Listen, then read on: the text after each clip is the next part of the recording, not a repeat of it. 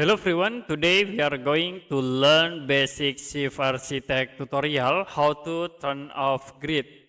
So if you want to turn off grid in Shift Architect, you can go to view menu and then you can deselect the reference grid tools. So it will be automatically turn off the grid. To show again, you can go back into view menu and then you can click the reference grid, or another option you can press Shift plus F9. Okay, that's it for basic Shift Architect tutorial, how to turn off grid. If you have any question about tutorial, you can comment below this video.